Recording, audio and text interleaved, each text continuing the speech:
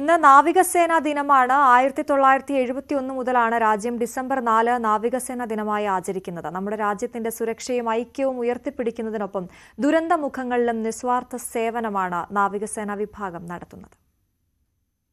1971 India Pak യുദ്ധകാലം. Karachi തുറമുഖത്തെ ലക്ഷ്യമിട്ട India പുതിയ യുദ്ധമുറ പുറത്തെടുത്തു. ഇന്ത്യയുടെ കപ്പൽവേധ മിസൈലുകൾ ആദ്യമായി പാകിസ്ഥാനിലേക്ക് തൊടുത്തു. കറാച്ചി തുറമുഖത്തിനും ഇന്ത്യയെ ഉന്നം വെച്ച് നങ്കൂരമിട്ടിരുന്ന കപ്പലുകൾക്കും വൻ നാശം വിതച്ച ആ സൈനിക നീക്കം ഓപ്പറേഷൻ ട്രൈഡൻ ഇന്ത്യയുടെ യുദ്ധവിജയത്തിലും നിർണായകമായി. നാവികസേനാംഗങ്ങളുടെ ധീരതയ്ക്കും തന്ത്രങ്ങൾക്കുമുള്ള ആദരം എന്ന നിലയിലാണ് അന്നുമുതൽ ഡിസംബർ 4 ഇന്ത്യൻ നാവികസേനാ ദിനമായി ആചരിക്കുന്നത്. ഇന്ന് 7500 കിലോമീറ്ററിലധികം കടൽ തീരവും 2.37 ദശലക്ഷം ചതുരശ്ര കിലോമീറ്റർ വിസ്തൃതിയുള്ള സാമ്പത്തിക സോണും ഉൾപ്പെടുന്ന നമ്മുടെ സമുദ്രമേഖലയുടെ സുരക്ഷ ഈ സേനാ വിഭാഗത്തിന്റെ കൈകളിൽ ഭദ്രമാണ്. അതിർത്തികളിലെ സുരക്ഷ ഉറപ്പാക്കുക മാത്രമല്ല, ദുരന്ത നിവാരണത്തിലും അന്താരാഷ്ട്ര മാനുഷിക പ്രവർത്തനങ്ങളിലും നാവികസേന ഭാഗമാകുന്നു. ഒരിക്കൽ പാകിസ്ഥാൻ ആക്രമണത്തെ ചെറുക്കാൻ മിസൈലുകൾ തൊടുത്ത സേനാ വിഭാഗം ഈ വർഷം ജനുവരിയിൽ സൊമാലിയൻ കടൽക്കൊള്ളക്കാരിൽ നിന്നും രക്ഷിച്ചെടുത്തത് അതേ പാകിസ്ഥാനിലെ 19 പൗരന്മാരെയാണ്. മാർച്ചിൽ 23 പാകിസ്ഥാനികളെയും ജീവൻ പണയം വെച്ച് രക്ഷപ്പെടുത്തി.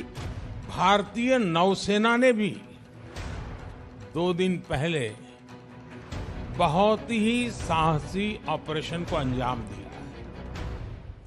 अरब सागर में आगे बढ़ रहे एक मर्चेंट वेसल से जैसे ही संकट में होने का संदेश मिला, भारतीय नेवी और मरीन कमांडो तेजी से एक्टिव हो गए. इस जहाज पर 21 लोग थे, जिसमें 15 भारतीय भी थे. भारत के समुद्री तट से करीब 2000 किलोमीटर दूर पहुंचकर भारतीय नौसेना ने उन सबको संकट से बाहर निकाला.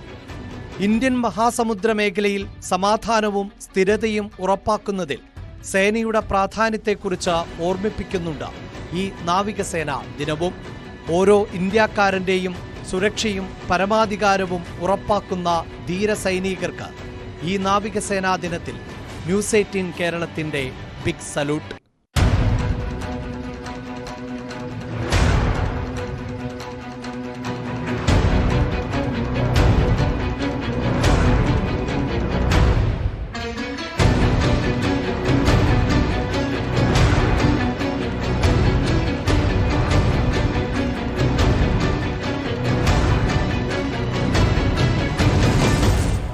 News desk, news 18.